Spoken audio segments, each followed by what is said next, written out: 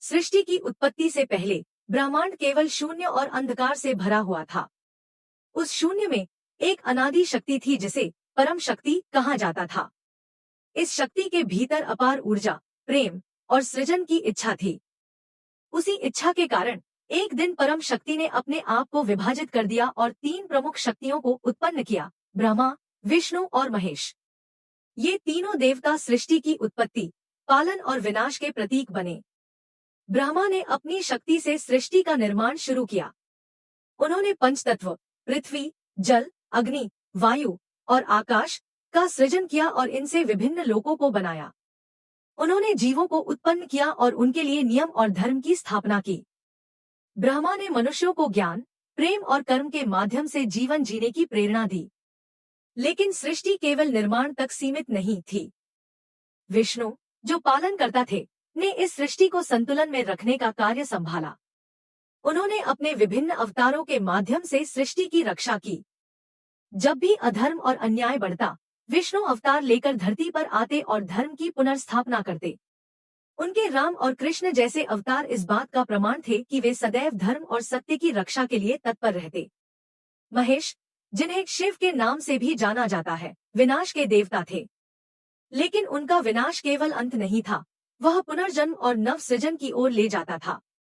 शिव का तांडव नृत्य ब्रह्मांडीय ऊर्जा का प्रतीक था, जो न केवल विनाश बल्कि पुनरुत्थान का भी संकेत देता था। शिव ने ध्यान और साधना के माध्यम से संसार को आंतरिक शांति का मार्ग दिखाया।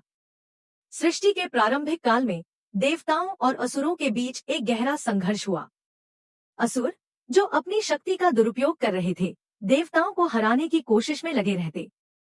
एक बार असुरों ने पृथ्वी पर इतना आतंक मचाया कि सभी देवता परेशान हो गए। उन्होंने ब्रह्मा, विष्णु और महेश से प्रार्थना की कि वे कोई उपाय करें। तीनों देवताओं ने अपनी शक्तियों को मिलाकर एक देवी को उत्पन्न किया। वह देवी दुर्गा थी, जो शक्ति और साहस की मूर्ति थी। दुर्गा ने असुरों के राजा महिषासुर का वध किया और संसार को भयमुक्त किया। उनके इस पराक्रम से सृष्टि में एक बार फिर से शांति स्थापित हुई।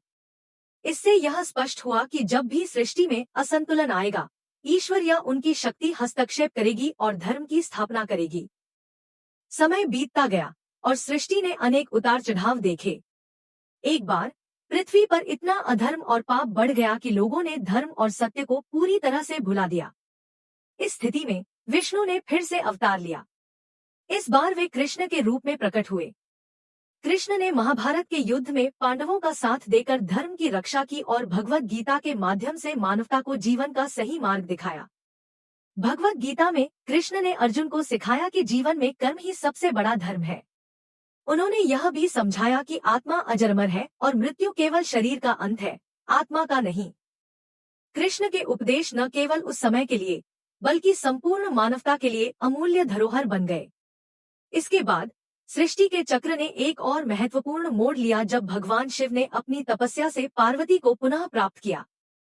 पार्वती, जो शक्ति का प्रतीक थी, ने शिव के साथ मिलकर सृष्टि में ऊर्जा और संतुलन की स्थापना की।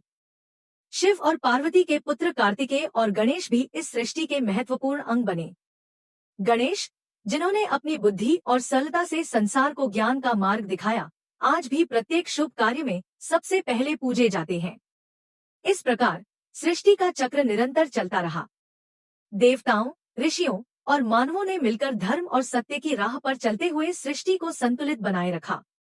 लेकिन यह भी सत्य है कि जब जब अधर्म और अन्याय बढ़ेगा, तब तब ईश्वर किसी न किसी रूप में अवतरित होकर संसार की रक्षा करेंगे।